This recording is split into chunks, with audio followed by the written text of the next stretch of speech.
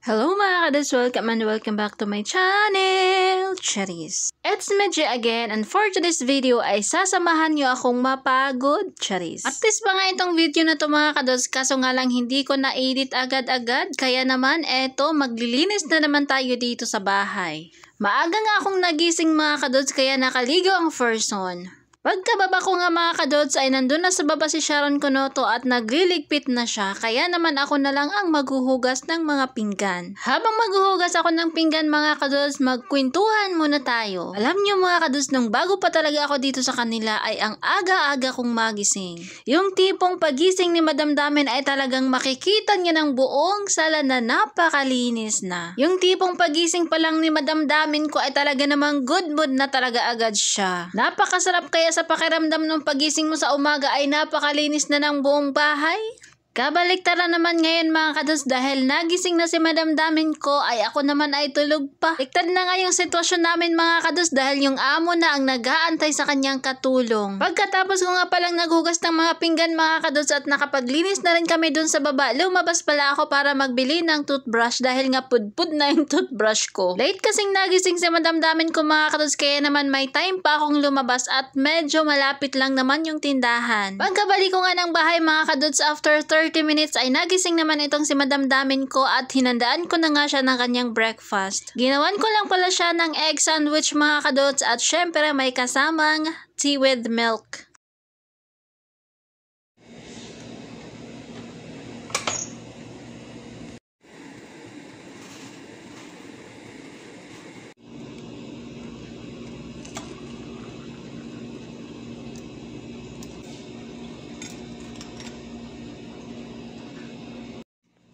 Mga kadods, tulog si Madam Damen ko, ano yun? Nananaginip lang pala yung siyang sinabihan niya akong gumawa ng breakfast niya. Panaginip lang siguro niya yan, no? So ayun na nga mga kadods, sinatid ko na nga yung pagkain ni Madam Damen pero tulog pa din siya, kaya naman dahan-dahan kong nilagay sa lamesa sa harapan niya. At pagkalabas ko naman galing sala, dumiretso naman ako dito sa mga kutrahan ni baba ko. Tinignan ko na nga isa-isa yung kutra na nasa ibabaw mga kadods dahil nga pipilian ko siya ng aking paplansyahin. Hindi ko nga alam dito sa aking baba mga kadods dahil nga napakagulo ng isip. Minsan nagtatanong kung bakit hindi ko pinaplansya, kapag ka naman pinaplansya ko ay sasabihin, wag daw plansyahin ng araw-araw dahil masisira. Ay di ba, kaloka. Pagkakit ko nga mga kados, dinala ko na nga itong aking munting bag at yung aking abaya dahil nga lumabas ako kanina. Pagkapasok ko naman dito sa kwarto ay mag-aayos ako ng very light dito sa aking ulo. Gumaan na nga yung aking ulo mga kados dahil nga pinutulan ko itong aking buhok. Pababa na nga ako ng hagdan mga kados at dala-dala ko na itong aking barley. Alam niyo mga kados, napakadaming tao na ang natulungan nitong aming barley. Meron na nga kasi itong 68 micronutrients, kaya naman napakaganda. Kung naka-curious po kayo mga kados kung ano ba talaga itong barley, at talaga namang napakasikat na nito ngayon kung saan-saan mo na siya makikita. At napakaganda nga nito mga kados dahil hindi ka lang gagaling sa mga nararamdaman mong sakit, kung hindi ay pwede ka rin itong kumita. Medyo pricey siya mga kados pero once member ka na ay talaga namang lifetime 50% off ka na, kaya what are you waiting for?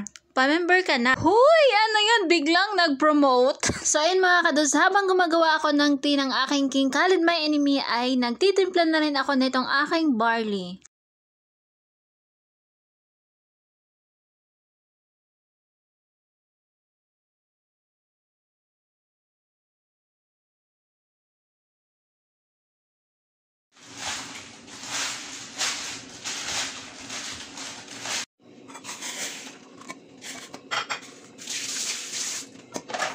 Nagising na nga si Babahot sa mga oras na ito mga kados, kaya naman i-prepare ko siya ng kanyang breakfast. Nagpaluto pala siya mga kados ng scrambled egg, tapos isang brown sliced bread lang daw yung kakainin niya. Kakaiba nga itong scrambled egg ni Babahot mga kados dahil nga may garlic. Habang nagluluto nga ako dito mga kados ay nagtatawanan kami ni Sharon Cunoto. Sino ba kasing hindi matatawa? May palipad-lipad kasing hasyarat, kaya ayun, nasunog tuloy. Hindi ko alam mga kados kung baba ko lang ba o baba nyo rin ba yung ganito. Yung tipong pagising pa lang niya sa umaga tapos tatawagin ka, hihingin ka ng breakfast. Tapos nung nasabi na niya kung anong gusto niyang kainin tapos sasabihin sa'yo, quickly, I want to go. O, diba, kakagising lang, gusto nang lumayas agad. Arabic coffee. Kasi dadating na si Majid. Kumakain lang yun siya ng dates tapos coffee sa umaga. Umalis kasi siya, ina-arrange niya na yung schedule niya para maka-duty na siya dito sa Jeddah. Uy. He wants to drink it. What is it, Sharon? There is two. What's wrong with this one? Ito na nga yung gagawin kong lunch for today's video para sa kanila mga kadods. Hinanda ko na nga siya mga kadods para mamaya hindi na ako masyadong mahirapan. Tapos ito naman mga kadods ay kay Printita. You what? You what? You what?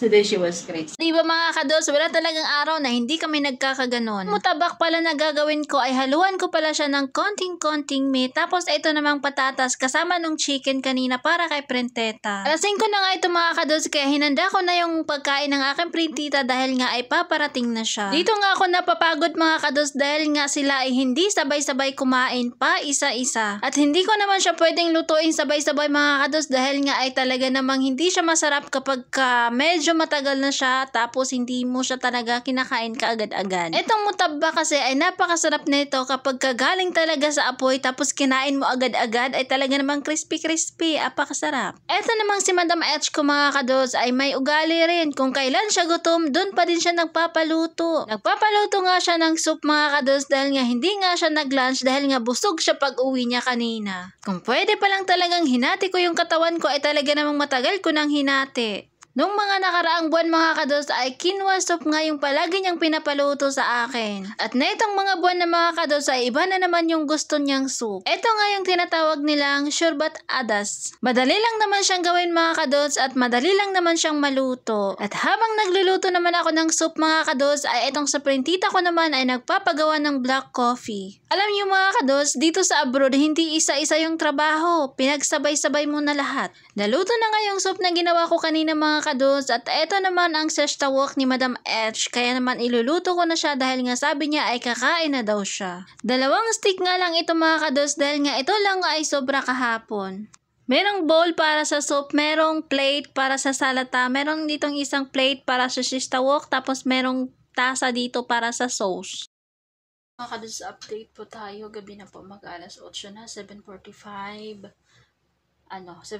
ng gabi. So, kakaakyat ko lang. Kinuha ko itong cellphone ko kasi chinarge ko ito kanina pa. Hindi ba puno-puno? Kaninang umaga pa to. So, ayun, kakaakyat ko lang kasi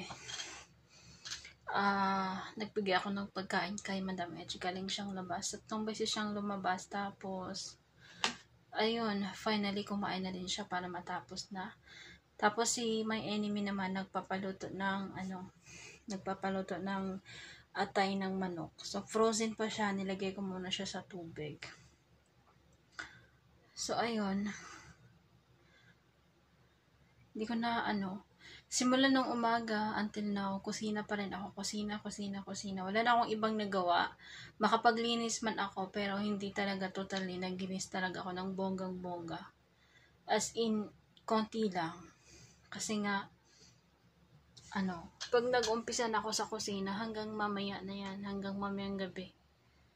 So, ayun, medyo pagod ang person for today's video. Napakadami kong ginagawa. Napakadami nilang utos. Tapos, paisa-isa silang kumain. This time, kain yung isa, tapos mamaya after 30 minutes, kain yung isa. Mamaya naman after 2 hours, kain naman yung isa. Tapos, isang oras naman, may utos na naman. So, ayun, hindi talaga ako hindi na ako maibot sa kusina. So, ayun, inaantay ko yung,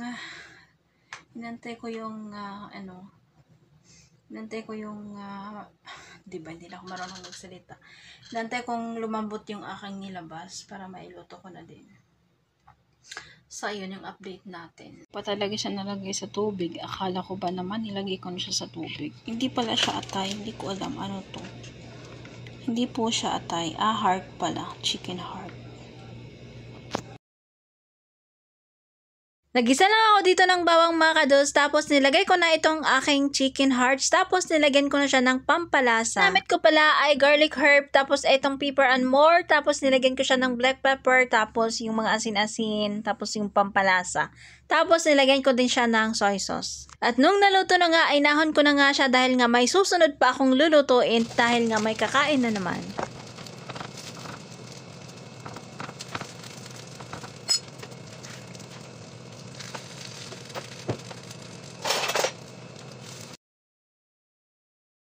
At finally mga kados, naluto ko na lahat at eto na nga yung natira dahil nga may kakain pa nga nito mamaya. Eto na yung pinaka last part na magsiservisyo ako sa kanila mga kados dahil nga si baba ko ay magdi-dinner na siya. Ininit ko lang yung natirang mga pagkain galing lunch mga kados dahil nga sabi niya naman ay hindi na daw ako magluto at dadagdagan ko na lang daw ng mutabak. Kaya ininit ko lang yung mga natira mga kados at parang sobra naman yata yung pagkainit ko uy.